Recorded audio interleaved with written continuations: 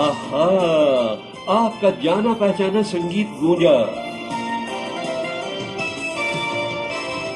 और देखिए जाग उठी मधुर मशहूर फिल्म संगीत के बचपन और जवानी की यादें। याद किया दिल ने कहा हो तुम, झूमती बहार है कहा हो तुम, प्यार से पुकार लो जहाँ हो तुम, प्यार से पुकार लो जहाँ हो तुम। याद किया। ये है अमीन सयानी की मधुर रूमानियत भरी आवाज़, जो मैंने सारेगामा से कैप्शन ली है और ये हमें हमेशा तरोताजगी से भरपूर रखती है। ये है अमीन सयानी की आवाज़, जो एक स्टाइल में बोलते थे भाइयों बहनों। ये उस समय रेडियो मित्र के रूप में जाने जाते हैं और ये बहुत मधुर आवाज़ थी जो आज भी हम सभी को याद रखती है। नमस्कार मित्रों, sociology with Dhruv Dikshit channel में मैं ध्रुव कुमार दीक्षित आपका स्वागत करता हूँ। आज आपसे एक मशहूर हस्ती के बारे में चर्चा करूँगा। अभी 3 दिन पहले 29 अगस्त राष्ट्रीय खेल दिवस पे मैंने आपसे चर्चा की थी हॉकी के जादूगर की। आज आपके साथ मैं चर्चा करूँगा, मुखातिब हूँ मैं आवाज़ के जादूगर। बिल्कुल सही पहचाना आपने। ये वीडियो या ये मैं आपके साथ जो शेयरिंग कर रहा हूँ उसका मूल कारण यह है, कल रात में अचानक एक मैसेज वायरल हुआ कि रेडियो जॉकी अमीन सयानी जी अब हमारे बीच नहीं रहे। आवाज़ इतनी जानी पहचानी है, इतनी सुमधुर आवाज़ कि हम लोग तो सब रेडियो के युग के हैं। टेलीविज़न तो अभी आया है, हमारे समय तो टेलीविज़न था ही नहीं, रेडियो ही था। काफ़ी देर से आया टेलीविज़न, तो सिर्फ अमीन सयानी जी को ही हम लोग जानते थे। और इतने बढ़िया अनाउंसर रेडियो जॉकी, जो सर्वश्रेष्ठ रेडियो जॉकी था, उसकी निधन की खबर सुन के वाकई में मन बहुत मायूस हुआ। लेकिन बाद में उनके बेटे ने खबर दी कि नहीं, अभी अमीन सयानी जी जिंदा हैं, ये न्यूज़ गलत है। तो ये सोशल मीडिया का कमाल है, कहाँ से न्यूज़ आती है कहाँ से नहीं आती है कोई स्पष्ट ही नहीं है। इसलिए आज मैं सवेरे से बैठा मेरे को भी था, मैंने कहा अमीन सयानी जी के बारे में थोड़ी जानकारी इकट्ठी की जाए। अमर उजाला न्यूज़पेपर, विकिपीडिया, सारे जो है सूचना तंत्र मैंने तलाशे और संगीत पथ के साथी रेडियो मित्र, जो कि अपने कमेंट्री इंटरव्यू के लिए जाने जाते थे। ये भारत ही नहीं, एशिया के नंबर 1, ये कहा जाए कि वर्ल्ड के नंबर 1, क्योंकि जहाँ जहाँ भारतीय थे वो सिर्फ इनकी आवाज़ से ही भारत की पहचान बनी हुई थी। ये रेडियो अनाउंसर के रूप में थे अमीन सयानी जी। ग्वालियर में इनका जन्म स्थान है। मध्य प्रदेश, इसलिए भी मैं ये कहना है कि मध्य प्रदेश वासी हूँ तो हमको गर्व है कि हमारे प्रदेश के है ये। ग्वालियर इनका जन्म स्थान है। सिंधिया स्कूल में ये पढ़े, बाद में मुंबई के सेंट जेवियर कॉलेज से स्नातक की उपाधि इन्होंने प्राप्त की और मूल स्थान इनका मुंबई है, मुंबई में रहने लगे। इनका जन्म जो है 21 दिसंबर 1932 को हुआ था और ये बहुत ही कामयाब फैमिली है। अमीन सयानी जी की फैमिली बहुत ही कामयाब फैमिली है। रेडियो इतिहास के ये जबरदस्त लीजेंड हैं और विश्व के सर्वश्रेष्ठ जॉकी कहलाते हैं। इनको लिविंग लीजेंड अवार्ड भी मिला है, पद्मश्री भी दिया गया है। और आपको वो दौर बताऊंगा कि 1952 से लेके 1994 तक 42 साल वर्ल्ड में कोई भी कार्यक्रम गीत संगीत का इतने लंबे समय तक नहीं चला। 42 साल बिना का गीत माला। फिल्मी गानों की एक हिट परेड होती थी, बुधवार की रात में 8 बजे से 9 बजे तक चलती थी। ये इन्होंने शानदार प्रस्तुति, ये गाना जो था, गाने इसमें ज़्यादा वो नहीं महत्वपूर्ण थे, सिर्फ हम लोग सुनते थे अमीन सयानी जी के उद्घोषणा को कि किस अंदाज में वो घोषणा करते हैं। ये पहली पादान पे ये है, पहली पादान, दूसरी पादान, ये गीत लगातार पायदान पे, आज इतनी पायदान उतर गया, इतनी पायदान चढ़ गया, और बीच बीच में इनके इंटरव्यू आया करते थे, ये सब सुनते थे। 1950 से 1990 तक का दौर भारत में रेडियो का दौर था। 1986 के बाद से टेलीविज़न का विस्तार शुरू हुआ है। पहले तो खाली दिल्ली, मुंबई, कलकत्ता, चेन्नई, ये मेट्रो सिटी में था टेलीविज़न, और ज़्यादा उसमें था नहीं, टेलीविज़न का एक्सपांशन नहीं था। तो रेडियो ही था, सबके साथ में रेडियो ही चलते थे। अमित सैनी जी आज भी कहते हैं रेडियो कभी ख़त्म नहीं होगा। देखिए मन की बात में फिर उसमें वही उफान आ गया। तो ये जो करते थे वो रेडियो में उस वक्त उद्घोषक या रेडियो में जिसका इंटरव्यू आ जाता था वो अपने आप को बहुत महान समझता था। आप विश्वास नहीं करेंगे, गीतों की जो फरमाइश होती थी, फरमाइशी प्रोग्राम जो होते थे, 1 लाख पत्र आते थे उस दौर में। अमित सैनी जी ने बताया कि मेरे को तो 1 लाख पत्र में छांटना बहुत मुश्किल होता था। बोले मैं अपने स्टूडियो के कलाकारों के साथ, बच्चों के साथ, वहाँ के कर्मचारियों के साथ मिलकर पत्र छांटता था, फिर करता था, और फिर उसके बाद वो हिट परेड बनाते थे। तो बिनाका गीतमाला, यहाँ थोड़ी देर चर्चा करूँगा रेडियो की। रेडियो जो है एक बहुत सशक्त माध्यम था। हम लोग जब पढ़ते थे, हम लोग के दौर था उस वक्त सिर्फ रेडियो में गाने ही सुनने को मिलते थे, या कभी कभार फिल्म देखने को मिलती थी, थिएटर में जाना पड़ता था। वो भी बहुत साल में 1-2 फिल्म देख ली तो बहुत बड़ी बात है, पर रेडियो सुनते थे। रेडियो में कुछ चीज़ें इसलिए पहचान थी, आकाशवाणी में न्यूज़ आती थी। आकाशवाणी न्यूज़ में रात में 8:45 से 9 बजे तक हिंदी समाचार आते थे।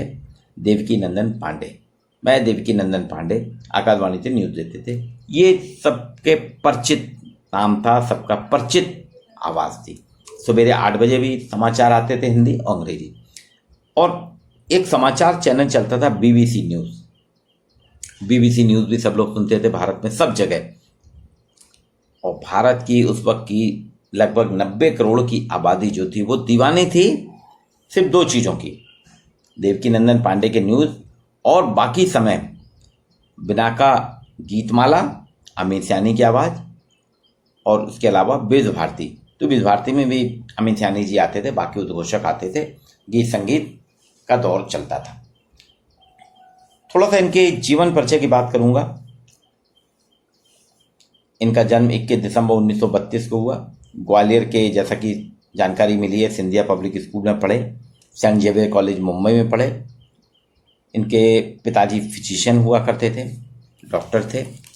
इनके बड़े भाई वो भी अनाउंसर थे, अंग्रेजी के अनाउंसर होते थे। और स्वतंत्रता संग्राम में भी इनका काफ़ी योगदान था। गांधी जी, नेहरू जी का इनके घर में आना जाना था। इनकी माँ, आप सोच नहीं सकते, माँ जो थी वो सोशल वर्कर थी। कुलसुम साहनी माँ सोशल वर्कर थी, साक्षरता का काम करती थी, बस्तियों में जाके साक्षरता पढ़ाती थी। गांधी जी ने अपनी बेटी के समान माना कि ये मेरी बेटी है। ये पहली महिला थी जिन्हें नेहरू लिटरेसी अवार्ड मिला। इनकी माँ जो है कुलसुम साहनी, सोशल वर्कर के रूप में जानी जाती हैं। इनके नाना तजब अली पटेल, वो मौलाना आजाद के डॉक्टर हुआ करते थे, नाना भी इनके डॉक्टर थे। और इनके पूरा परिवार काफ़ी अच्छा पढ़ा लिखा था।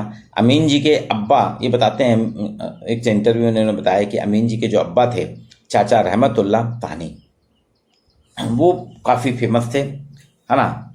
और पूरा परिवार शिक्षित पढ़ा लिखा था। इनके बड़े भाई रेडियो अनाउंसर थे, और ये कई अवार्ड इन्होंने जीते हैं। ऑल इंडिया रेडियो में इनके बड़े भाई हुए थे, वही इनको ले गए थे, जो इसके बाद में इनके बड़े भाई के कारण ये पहुँचे। और इनके 2-3 कार्यक्रम बहुत फेमस थे। एस कुमार का फिल्मी मुकदमा, संगीत के सितारों की महफिल। ये उस दौर के, चाहे वो मुकेश हों, चाहे किशोर कुमार हों, चाहे मोहम्मद रफ़ी हों, या फिल्म राज कपूर हों, फिल्म कलाकार Raj Kapoor, director, producer, actor Shammi Kapoor, सभी के इंटरव्यू लेते थे। इनके एक रेडियो सुनने के लिए आजकल आया है कारवां सारेगामा करके, उसमें 5000 गाने हैं, उसके साथ में उसमें अलग अलग है। इसमें एक बिनाका गीतमाला भी है, HMV वालों का है, जो उन्होंने बनाया है। उसमें अमीन सैनी जी ने 1952 से लेकर 1994 तक के बिनाका गीतमाला के सारे एपिसोड रखे। बुधवार की रात मैं अच्छे से जानता हूँ कि हम लोगों के दौर में हर घर में झगड़ा होता था। झगड़ा इसलिए होता था कि पिताजी को न्यूज़ सुनना रहती थी, 8:45 से न्यूज़ शुरू होती थी 9 बजे तक, और न्यूज़ बहुत बड़ा था कि न्यूज़ सुनना है। काम धंधे से लोग आते थे शाम को, बढ़िया रात में 8:45 से 9 की न्यूज़ सुनते थे। और उस दौर में 8 से 9 का जो था बुधवार ऐतिहासिक दिन होता था। हम लोग सब अपने काम होमवर्क कर आके बिल्कुल तैयार होकर बैठ जाते थे और 8 बजे लगाते थे। और जैसे ही 8:45 आता था, 1 मिनट पहले ही पिताजी चैनल बदल देते थे। अब हम लोग उस दौर में चुपचाप चले आते थे, फिर माता जी से मिन्नत करते थे। तब जाके दिसंबर का महीना जो आखिरी साल होता था, आखिरी बुधवार जो होता था, लास्ट के 2 बुधवार पूरी हिट परेड चलती थी कि इस साल का, इस सदी का, इस साल का सबसे हिट गाना कौन सा है। तो आखिरी के 2 बुधवार हम लोग को छूट मिलती थी। पिताजी फिर अंग्रेजी की न्यूज़ सुनते थे और हम लोग को देते थे। पर वहाँ भी देखिए 9 बजा नहीं, जैसे ही खट से बदल जाता था, हम लोग अमीन जी की पूरी बात नहीं सुन पाते थे। एक दौर और है, इनके मोहम्मद पिताजी थे जान मोहम्मद, वो भी फेमस फिजिशियन थे। ये एक बहुत ही इनके बारे में बताया जाता है, कह रहे शुरू में ऐसा भी है कि इनको भी आकाशवाणी ने रिजेक्ट कर दिया था। इनकी आवाज़ उतनी अच्छी नहीं थी, आवाज़ में मतलब वो लोच नहीं थी। लेकिन बाद में तो इनकी आवाज़ जो थी इतनी ज़बरदस्त हुई कि हम सब उनके फ़ैन हैं। आज हम सब उनके फ़ैन हैं। एक मधुर आवाज़ थी, एक रेडियो मित्र के रूप में जाने जाते हैं, एशिया के नंबर 1 है। इनका वर्डिंग था, इनकी शैली थी, भाई और बहनों, जो एक ज़बरदस्त उद्घोषणा होती थी। एक रूमानियत से भरी, जोश से भरी आवाज़ में ये उद्घोषणा करते थे, उद्घोषक रूप में जाने जाते हैं। इनके साथ में बहुत से इनके आप देखेंगे, बहुत सी किस्से कहानियाँ हैं। इन्होंने फिल्म इंडस्ट्री को बहुत पास से देखा। रेडियो सिलोन जो था, रेडियो सिलोन का एक ही कार्यक्रम था, बिना का गीत माला, जो सिर्फ इनके कारण चलता था। ये सिलोन में करते थे। एक बार एक दौर था, इनका ऑफिस था बॉम्बे में, जहाँ बैठ के तैयारी करते थे। अमिताभ बच्चन आए थे 60 के दशक में, लेकिन काम में इतना व्यस्त थे, बोले मैं देख ही नहीं पाया कि नौजवान आया और चला गया। अमिताभ बच्चन को भी आकाशवाणी से रिजेक्ट किया गया था। लेकिन आज देखिए वही आवाज़ सबके दिलों पर राज करती है। ठीक इसी तरीके से अमीन सयानी की आवाज़ सबके दिलों पे राज करती है। इनके बहुत ही मतलब उस दौर में रेडियो का जो था, रेडियो मित्र थे, तो उसमें आज लंबी उम्र हो गई है। अभी उन्होंने एक इंटरव्यू हुआ था पिछले साल, तो उन्होंने कहा था कि वो कह रहे थे कि आज जो है हमारा ज़माना वो ज़माना था, उसमें गहराई होती थी, सच्चाई होती थी, उसमें हर दिल साफ रहकर सही बात करता था। लेकिन आजकल के ज़माने में झूठ, फरेब, गड़बड़ियाँ देखने को मिल रही हैं। अब सच्चे लोग धीरे धीरे मरते जा रहे हैं। ये बहुत ही फेमस फैमिली थी। गांधी जी का जब निधन हुआ है 1948 में, तब ये बहुत अपसेट हो गए थे। इसलिए इनका गांधी जी के साथ बहुत ही लगाव था। मैंने पहले ही बताया कि गांधी जी ने इनकी माँ को अपनी बेटी जैसा माना था कि मेरी बेटी है। इनके गांधी जी को अफ्रीका ले जाने में इनके बताते हैं वो कि उनके अब्बा के जो चाचा थे रहमतुल्लाह सानी, वो ले गए थे उनको, वहाँ वकालत करवाई, अफ्रीका ले गए थे अपने साथ में। तो ये बहुत ही फैमिलियर थे। इनकी गुजराती स्कूल में पढ़े तो गुजराती इनकी बहुत अच्छी है, हिंदी बहुत अच्छी है और उर्दू। तो ये बहुत ही नायाब उम्दा रेडियो चौकी हैं।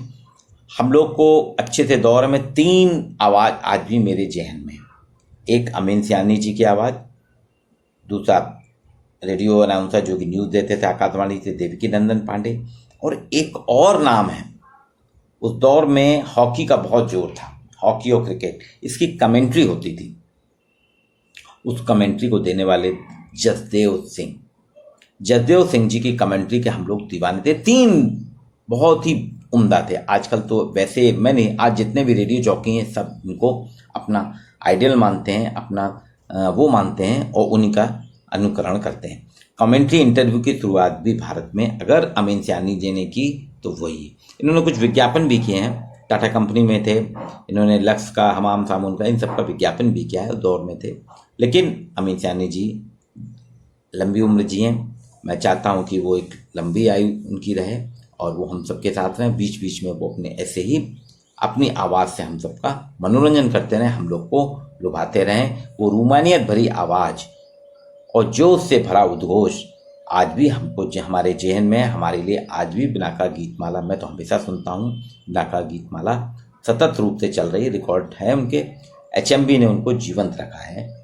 और अमीन जी के लिए जो कल अफवाह उड़ी उसका हम सभी को खेद है। पिछले बैक में मैंने गीतमाला की सिल्वर जुबली के आलिशान फंक्शन के बारे में बहुत कुछ बताया था, आंखों देखा हाल, और उसमें ये भी बताया था कि कौन कौन से लोग उस 1977 में होने वाले बड़े ज़बरदस्त फंक्शन में फिल्मी लोग आए थे और कौन कौन नहीं आ पाए थे।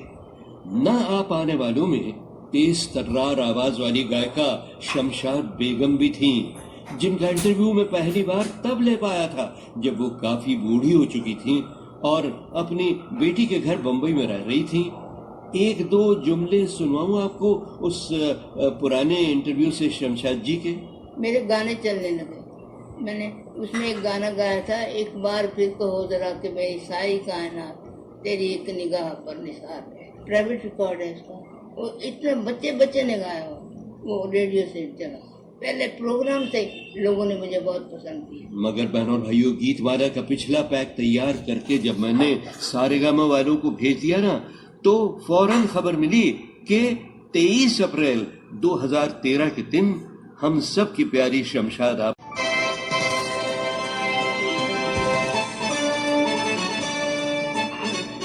बहनों और भाइयों, नमस्ते, आदाब। गीतमाला की छाव में शुरू होने वाला है 1965 के अमर संगीत का सफर। और इसमें दो हंगामे और भी हैं। जी हाँ, और भी हंगामे, यानी उस जमाने का एक हंगामा तो पिछले वॉल्यूम में था कि जब मैं दूसरी बार रेडियो सिलोन कोलंबो गया 1964 के आखिर में, तो मेरे साथ क्या क्या गड़बड़ें हुई। खैर, वो गड़बड़ें तो हो गई खत्म जब गोपाल शर्मा भी तंदुरुस्त होकर कोलंबो लौट आए और उन्होंने शिव कुमार सरोज के साथ फिर से रेडियो सिलोन की हिंदी सर्विस का काम संभाल लिया और मैं बेचारा अपनी मुंबई नगरी को चल पड़ा। मुझे गीतमाला देने वाले रेडियो स्टेशन के लिए मन ही मन ये गीत गाता हुआ, तेरा हुस्न रहे मेरा इश्क रहे। सुनहरे दौर के लाजवाब गीत हैं, हंगामे हैं, फिल्म स्टारों की आवाजें हैं और कई मुस्कुराहटों के साथ साथ कुछ आंसू भी हैं।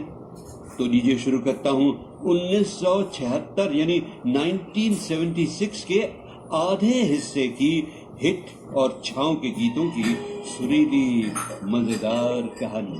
मैं क्या जी की गल है? कोई नहीं जी, कोई नहीं। लाइन की सालाना संगीत श्रेणी की पायदान नंबर 35 से हिट गीतों का सिलसिला आज शुरू करता हूँ। गीत था उस साल की एक बहुत सुपरहिट फिल्म का, जिसका नाम था मुकद्दर का सिकंदर। प्यार